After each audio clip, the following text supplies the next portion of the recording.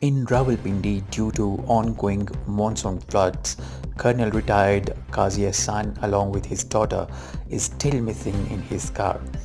He had passed through this situation yesterday in his car when he was going to drop his daughter to her hospital.